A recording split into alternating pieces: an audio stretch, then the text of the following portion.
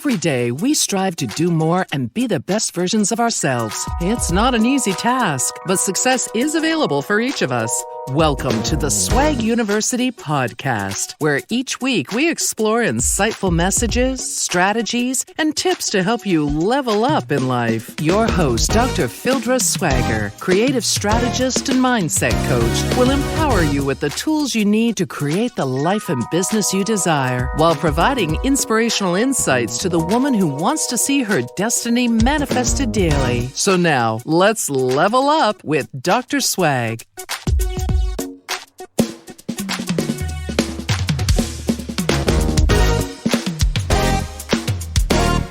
Hey, everybody. It's your girl, Dr. Swag. I hope you are having a wonderful day. It's a wonderful day here in the studio because I have my great friend with me, Mr. Ty Maynor. Ty is the president and founder of the Ty Maynor Group and is an established trainer of leadership development and sales. He has a 27-year, maybe even longer now. Yeah, it is. A career in sales and management experience, which has given him personal insight and humor with thought-provoking exercises that he brings to life in seminars and trainings and keynotes address that he makes across the country. He's also a minister, a man of God, and you know I love a biblical principled person to help us grow our business, help us grow our lives in a positive direction, in the way that God would have us to do that. So he's the author of Forget Patience, Let's Sell Something. It's a must-read book for everyone who is responsible for driving sales.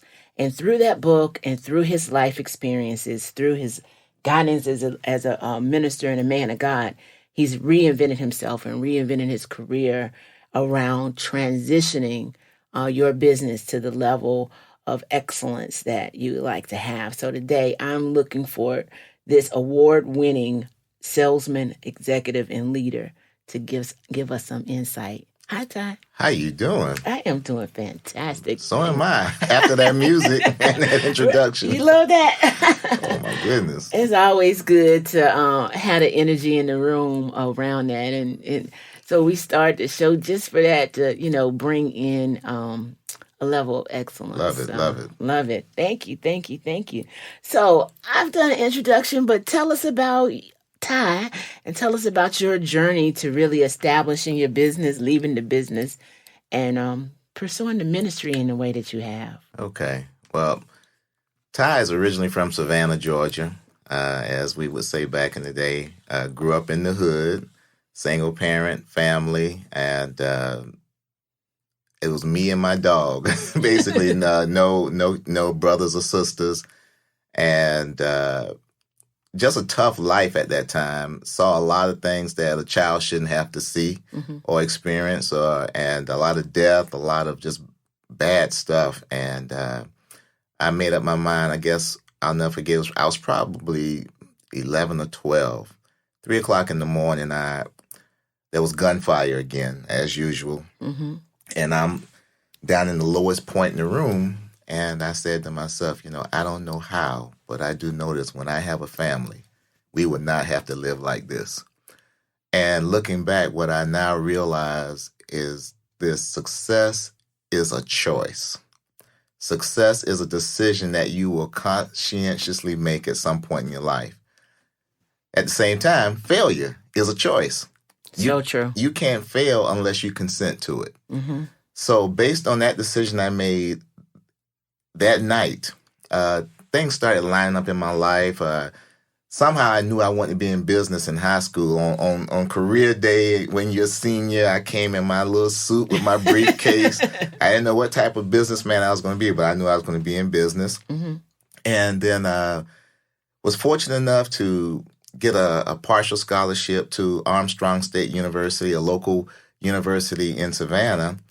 And I made the rest of the money working in a 4-star restaurant. As a baker. That's right. Wow. I got skills. You bake? I did. He's a baker, a musician. Right. All right. Who knew? So it's my senior year at Armstrong State, and I said to myself, what am I going to do when I get out of here? And I happened to pick up a newspaper, had an article about this company called Lanier worldwide, and they were distributors of 3M copiers. Uh-huh. And the article called them the Marines of selling. Wow.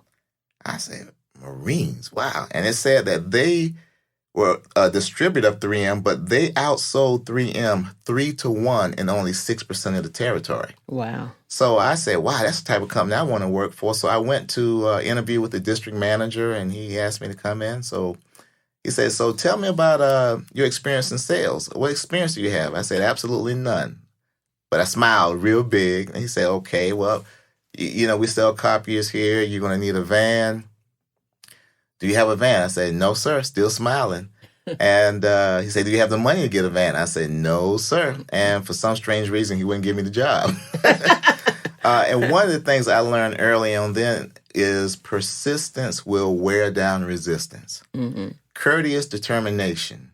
Courteous determination. That's right. That's one of my phrases. Courteous determination rarely alienates people. So I showed up every week for about 10 weeks. Wow. And the last time I showed up, he came to me. He was rubbing his forehead like he had a pain up there. I'm hoping I wasn't the pain. And he said, come on in. And he said to me, he said, we're going to create a position for you. He said, you're not ready for selling copiers, but we're going to let you sell office supplies around Savannah. We're going to see what you do with that. Mm-hmm. And I sold some office supplies around Savannah. I mean, just to the point where my clients say, Ty, we appreciate you coming back. This was 1981, 82. Mm-hmm. He said, we appreciate you coming by, but we think we have enough liquid paper to take us to the new millennium. We did build 2 new warehouses for all the copy paper you sold us. So we think we're good now. Persistent sales. That's right. That's right. So my boss called me and he's like, wow. He said, we had no idea this would take off like this. And he said, we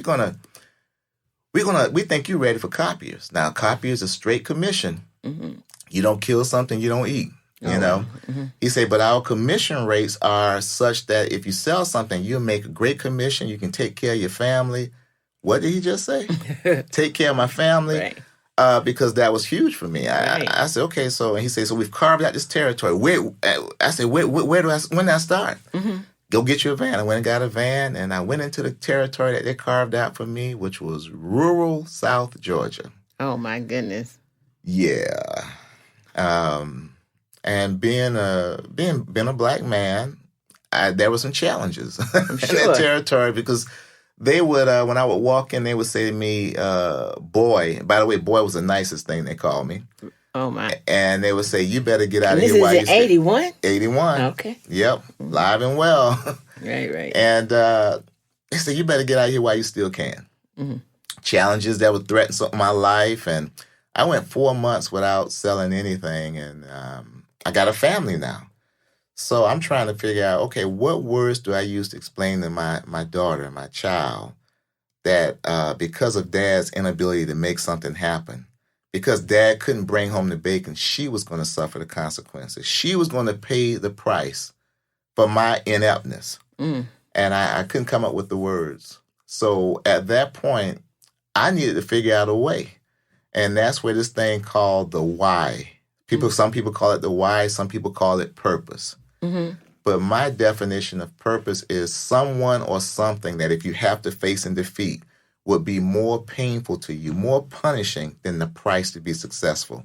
And it would have been more painful, more punishing for me to face my family in defeat. Wow. So now I started reading the books my boss told me six months earlier. Ty, if you read these books, they will help you with what you're looking to accomplish. I started reading them. I stopped listening to, back in the day, I stopped listening to Parliament Funkadelic. I stopped listening to the Commodores, once, twice, 3 times a lady, Brick House. And I started listening to Zig Ziglar, Doug Edwards, Brian Tracy, Lee Du Bois, Charlie Tremendous Jones. I made my vehicle a university on wheels. That was even before podcasts. You That's found right. a way to Cassettes. do Well, really, we were probably 3 years out of 8 tracks. Oh. But, cassettes, and that's what I played. Mm-hmm. And now I went back into these offices, and I would say I'll never forget the first sale I got, which was after 4 months. The guy looked at me with, resentment and some hatred. And he said, you better get out of here while you still can. I said, sir, I'll leave under one condition. Mm-hmm. And I said, and if we do this, I'll never step foot on your doorstep again. He said, what's that? I said, I ask that you invest 15 minutes to see the value that my product, my company, my service, and me can bring to you and your company. And if you see no value, I promise you I will never set foot on your doorstep again. At the same time, I need to be clear on one thing. If you don't invest the time today, I will be back next week and the week after and the week after. And when he looked at me and when he saw no fear, because a lot of times we get fear, we confuse what the purpose of fear is. Mm-hmm. A lot of times we allow fear to create paralysis. Mm. Fear is designed to create action. Wow, that's powerful there. Fear is designed to create action. Exactly. So if you're not proficient in something, that means you need to study to get proficient. That doesn't mean you don't do what you're not proficient in. Right. You do the things. If you don't understand finances, you're not good in finances, then you take a financial stewardship course. You take some course. You don't just say, well, this is my lot in life. Right. You do something Right. about it. But when he saw that I had no fear and he saw my determination, he said, well, if that's what it takes to get rid of you, bring it in. Mm-hmm. And I brought it in, and he looked at it, and he's like, wow, this can help us. And all of a sudden, his demeanor changed towards me. He saw value. Wow. Saw value in me, saw value in my company, my product. And not only did he buy, but he now introduced me to his neighbors, his relatives, and I ended up owning that territory, which appeared to be an obstacle to what I was trying to accomplish, and turned out to be in the top 7 of 1,600 salespeople Wow. with Lanier. And I'm thankful for the challenge. Mm-hmm. Because if it hadn't been so difficult, I would not have had to hone my skills to the level that I did. Yeah. Well, that fear created an opportunity, and you make a really good point about the paralysis that people allow themselves to live down to. Right. As opposed to taking it as a way to propel yourself to something new, a new challenge, and be successful in that. So that's a stumbling block. So I guess, it wasn't an obvious stumbling block. I guess the territory was the obvious stumbling block. But once you made that breakthrough with that one sales, that initial sale, how is it that you expanded that network? How he introduced you and what happened from there? And I learned from that the best way to grow a business, which is what we talked about, is referrals. Mm-hmm. You can go knock on a bunch of doors and you can try all type of advertising. Mm-hmm. But referrals is the way someone who other people trust and respect, who had a favorable response with you. Mm-hmm. In most cases, that's all they need to hear. If you don't become the list, you at least go to the top of the list Right. for whatever they are considering as far as a product. Mm-hmm. And that purpose thing just drove me. I just could not face my family in defeat. I kept going back to that commitment I made to myself at 13. Yeah. When I have a family, we're not going to have to live like this. Yeah. And that drove me. So my company saw the numbers that I was doing in a rural area. And I'm competing with guys in L.A., Dallas, New York City, and my numbers are as good as... So they called me and they said, well, do you think you could teach other people to do what you did in South Georgia? I said, yeah, I think so. Mm-hmm. And I went for an interview, and it's interesting because what God has for you, nobody else can take it. You hear what I'm telling you? That's right. So I went there, and the guy said, so why do you think you would be a good national sales trainer for us? I said, well, I have a successful track record. I can successfully promote the corporate image. I don't smoke. I don't drink. I don't curse, which was a problem for him because the guy was sitting across from did all of those. The people that they were looking to hire, Uh-huh. they were hiring young jocks right out Right. of college who had that mindset and that lifestyle. So he automatically thought to himself, this is a waste of my time. This will never work. So believe it or not, because of his perception, he didn't give me the job. And they only had one position, and I went home and I got a call a week later, told me I didn't get it, and I was kind of deflated.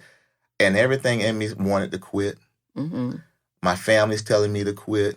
If they can't appreciate what they have in you and who you are, you need to just go find something else. But God hadn't told me to quit. Right. So I showed up every day. I did the best I could, in my emotional state. Right. And 2 weeks later, I got a call. And it said, congratulations, you're one of the new national sales trainers for Lanier. You have a 7 o'clock flight tonight to Atlanta to start work tomorrow. And I'm on the flight that night. I'm just praising God. I'm like, Lord, they only had one spot. I'm going. And God spoke to me in the spirit, and he said, if I'm for you, who can be against you? Amen. He said, if I act on your behalf, who can reverse my decision? Amen. It's not what man says, it's what I say. So when I went there, I don't know what happened, but when I went there the next morning, clearly my manager was not happy to see me. And he hired this guy he just knew was going to be the golden guy. But again, now that gave me something to compete with. Right. So my goal was to be the best trainer they had ever experienced. Mm-hmm. And they would send to me people who were underperforming. Mm-hmm. Okay, the quota at the time for copiers was $20,000, $22,000 a month. They were sending to me for a week of training people who were doing $8,000. Oh, my. $12,000, $6,000. But after they left my class, they went back into that same territory, and now they're doing $28,000 a month, $36,000, wow, $47,000. And my boss called me and his choice into a room, and he said, I don't know what he's doing, but you need to go in there and find out and do whatever it is he's doing.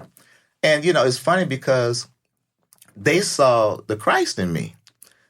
He thought, okay, someone who would go out and drink with them and go to clubs and all that would inspire them, but they really saw something different. And I taught them sales skills. I taught them strategies and tactics. But I think my biggest thing was I got them to believe they could be better than they thought they were. Mm-hmm. And that's why I have my tagline, my motto for my company now is we unlock potential. Mm-hmm. Everybody has potential. Right. Potential. But just having potential doesn't do a whole lot if you don't apply it, if you don't unlock it. Right. So I ended up doing extremely well, and I saw what I was doing for the company. I saw the money the people I trained was making the company, and I saw what little they were paying me. I saw the magnitude they were making, and I saw the minimum they were paying. And I knew then one day I would have my own company. Right. I just didn't know when, but I knew I would have my own company. So then I left there, then became a sales manager for Lanier, then became a regional manager. I was the youngest regional manager at 28. And then another company called Herman Miller approached me and said, how would you like to make good money and not have to travel like you do? Because I was traveling 6 out of 7 weeks around North America. My goodness. And Australia, New Zealand, Alaska, Hawaii were my territories. And still training. Yes. You had moved from sales by this time. Right. You were training and development. So in the training and development, clearly you were able to teach systems and skills and so forth and demonstrate the Christ in you. How did your faith present? Like, did you find resistance? Because of course you were going into the football environment, the job guys and so forth. Was there pressure? Because I find, and if I'm rambling, forgive me. That's okay. But I find that some folks believe that you have to live small or you can't demonstrate your faith in the workplace without being penalized. How did you make all of that mesh together? What I have found is, as long as I align with God's word, I've had people in the world and in corporate America try to come at me for whatever reason. They're threatened. They don't like whatever. But as long as I line up with his word, his will, his way, he has protected me. Mm-hmm. Even to the point where one guy thought he was getting rid of me, and he fired me. And God turned that into an opportunity where that company came back and helped me start my company, Time Management Group, the company that you did the buy on, the company that he thought he was getting rid of me in. They helped me start my company, became my first client. Is that right? And then they made it mandatory for the guy who fired me to participate in my trainings. That's just like, I don't even know the word. It's almost like conversion, confirmation. The fact that you cannot go up against God, and he will use his people, his children, who you think the least of, right? Yeah. To be the most, to be the front. It's funny because what they paid me as a sales professional, as a manager, I worked for the whole year to get an amount. When they became my client, just from them, I made 3 times the amount as a consultant and only worked 80 days for them. Wow. That's God. That's God. I got a sense of humor. Yeah, right? Because that is the biggest joke for them to recognize that, just the whole... the multiplication of time and talent and all the restoring of it all, Oh, that's beautiful. And see, God had to make me leave because I was too comfortable. Yeah. I knew a couple of years earlier he really wanted me to go ahead and start my company. Right. But the money I was making, I was comfortable. I knew my job. There was no more risk there. Right. So he had to help me. Yeah, I've had that similar experience, and I might even acknowledged twice. And I know God worked on it because the first time we had separation, I had separation from an organization I was involved in, that I was part of the foundation and actually grew in it. And it took me probably years to work through and realize that it was never mine. And God had used me as a vessel. Yep. And that's how he uses me, as a vessel. So in the shift in my mindset is that, because at first I was bitter. Oh, they took that from me. And, you can't take anything if it's not yours, if it's God. He poured it into me so that I could pour it into someone else. That's and right. That was the transition. So the second separation, I have absolutely no animosity around it, because I feel like God, I knew probably 2 years ago, because I think I have a 5-year shelf life. I've always done that. I transition, or if I stay in an organization, I have to grow to the next level, right? And so in that process, when it was time to part ways, I felt like, well, God said it's time for me to release. He is so tired of my timetable. So he had to use you to put me on his timetable so he could have what he wanted. But it was a growth for me, for sure. And I'll never forget the day that I was let go from the company. I knew it was coming. God had already And let go as a top performer. Yeah, I was in the top of my region. I'd already hit my quota. There were people who were less than 50% of that quota. Mm-hmm. So I left on top, and I think that's why the company said, what was this all about? Mm-hmm. He's one of our top guys, brought in more new business than we've ever seen. Mm-hmm. And they didn't want me working with the competition, I guess, whatever. Yeah. But I came home after I lost my job, and I said to my daughter, I think she must have been 12 or 13 at the time. Mm-hmm. I said, Dad lost his job today, and I'm excited.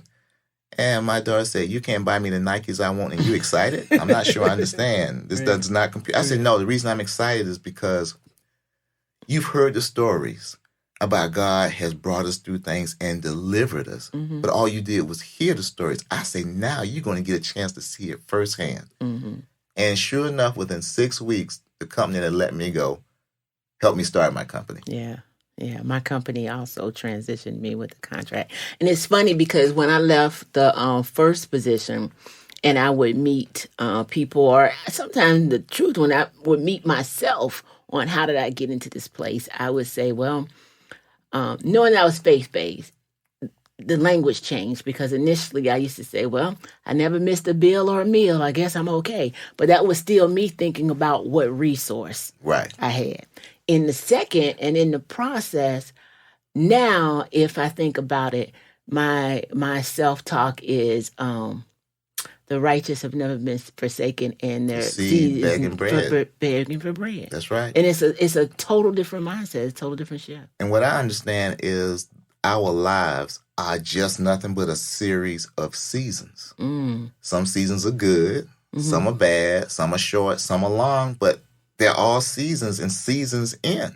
Right. You know, and when I look at that, if I'm going through a tough time, I realize it's just a season. If I'm going through a real great time, I realize this is a season. Yeah, I better store up. Yeah, you this know. is the harvest. I heard a coach one time, he said, nothing is as good as it seems, and nothing is as bad as it seems. Right. But somewhere in the middle is where reality falls. So when things going well, don't get too high. When things going bad, don't get too low. Right. Just stay even keel. Right. Keep in mind that God is the source. And everything or every client he brings you, every boss is just a resource in that particular season. Yeah. That's beautiful. It's the confidence in knowing. Yeah. I've been toying around with the idea, and I said I wasn't going to say it out loud, but I guess I am going to say it out loud. Right, come on. It's just activated faith. Yep. That's exactly what life is about to me. Your prayer life, your work life is activated faith. And are you going to move on your faith? Are you going to move on the prayer and the message, the purpose God built in you? You know what? Let's talk about that for a second. Please do. I had a friend.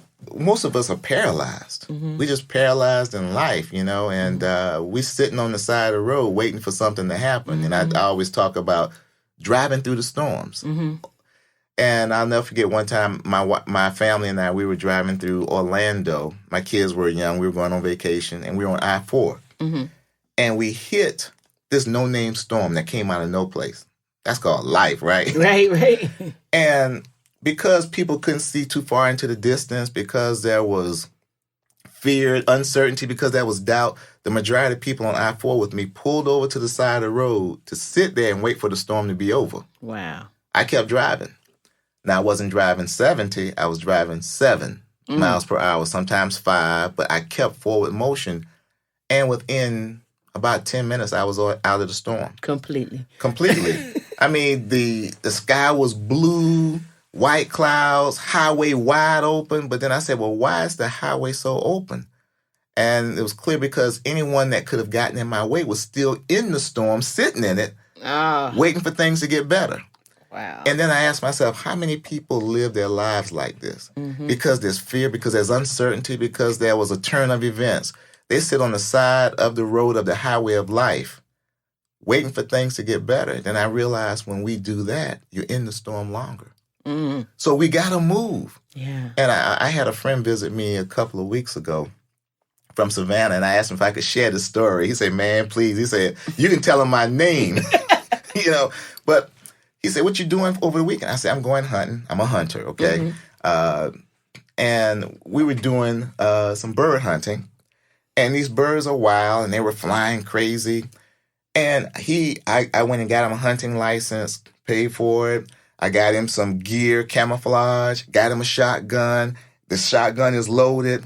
And he just stood in this one position with the shotgun, holding it towards to his chest. And the birds are flying, everybody's shooting. And for about 45 minutes, he just stood there in this one position, not fired. I was like, bruh, you got to pull the trigger. You got to pull the trigger if you're going to hit something, you know? Right. They're not just going to fall down at your feet. Right. And I took a picture of him. And I say, listen, you need to blow up this photograph and say to yourself, put a slogan under it, I got to pull the trigger. Because God may have ordained that particular bird to fall when you squeeze the trigger, but because you didn't, somebody else got your bird. And I say, but I see you doing this a lot in your life. You are dressed the part, you got the ample equipment, you're loaded, but you ain't doing nothing. Oh, my. That's paralysis right there. I'm not a preacher, but you know how you hear people say that, a preach, right? Right. Because it's so many of us. And I can't say that I have never been there. I'm working through activated faith now, and I know probably many of my listeners are, because you're in new territory. You know, if that was his first time hunting, okay, this is happening around me. When and where do I engage? But you are in the right place. It's like, for such a time as this, you've already equipped. You've already been through the journey. Move. Pick up your blanket. Move. Yeah. So the next day, as I prepared the game, I made some kebabs out of them. They looked amazing. Right. I sent him a picture. I say, this is what I'm enjoying because I pulled the trigger. Ah, And he said, got it. the blessings. Yeah. Yeah. Oh, that was beautiful. That's beautiful. I hope y'all caught that one, because I tell you, that is a lesson learned. That is a meal, a morsel. Pick it up, take it, pull the trigger, move forward in life. You are in position. You are equipped. You've dressed the part, right? And guess what? You might miss. You might miss. You might miss, but you definitely not gonna get anything if you don't shoot. That's right. Wow.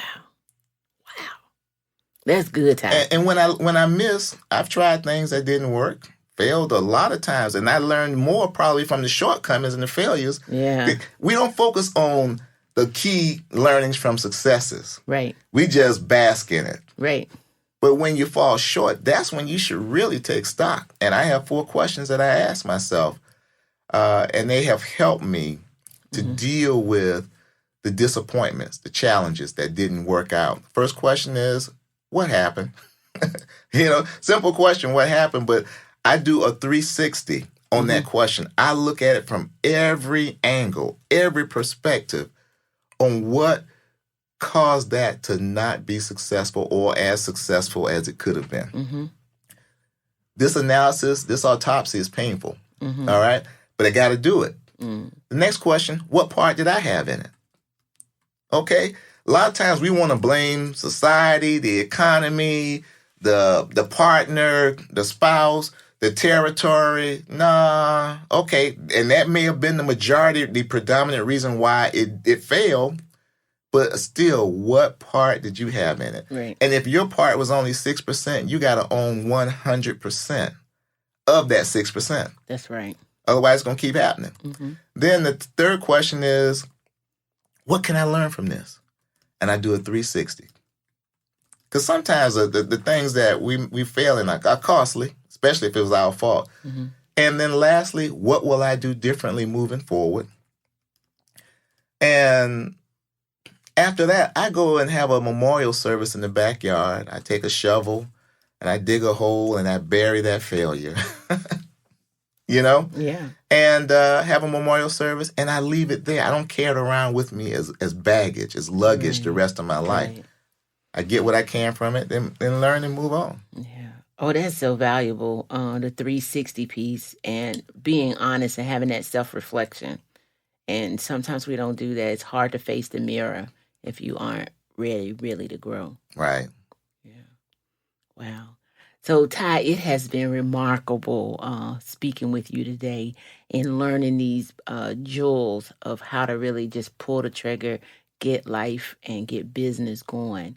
But I want to just ask in closing, what, if anything, in this journey would you change that you know now, if you could look back on your younger self and say, Wow. I do this differently? I thought about that question. And I've had people come to me when they hear my story, they hear about the different struggles and challenges that I've had. I'm like, oh, I'm so sorry that happened to you. And I'm like, don't be.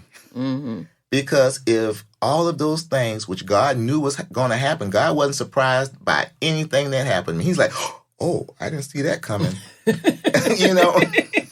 Oh my gosh. Where did that come from? Because he's sovereign and he knows the outcome. There's a saying, God won't protect you from what he will perfect you through. So everything that has happened to me has been a part of making me who I am today. So I can't say, man, I would change this, or No, I learned from everything. Everything's a part of my becoming more Christ-like. The successes, the failures, everything. So I can't say that I would change anything. I know. I don't know if that was the answer you're looking for, but that's the answer. Okay. That's the answer God gave you, and it's in His divine orders, in His divine creation, and this is where you are. Yeah, I grew up without a father. He knew that was coming. That was a reason for that. I grew up in the hood. That all of that was a part of Him molding and refining me. Mm-hmm. So I'm thankful. Oh, I'm so thankful. I'm thankful that you were here today, and I know that my audience is. Guys, this is one that I'm going to tell you, listen twice, because I will. There's so many jewels here that if you miss them, it's because you didn't pull the trigger. Come on now. Yeah, so I thank you, Ty. It's been a blessing to have you, and I appreciate you. So, guys, as you know, it's your girl, Dr. Swag. As always, peace, love, and happiness. And remember, stay blessed to be a blessing. Glad you joined our conversation. For more Swag University episodes, subscribe on iTunes and help us level up by leaving a 5-star review. For more information and free resources, visit our website at swaguniversity.com with 2 G's. That's SWAGG University.com. Also, follow us on Facebook, Instagram, and Twitter to keep the conversation going. Until next time, we hope this episode has inspired you to manifest your destiny and level up today.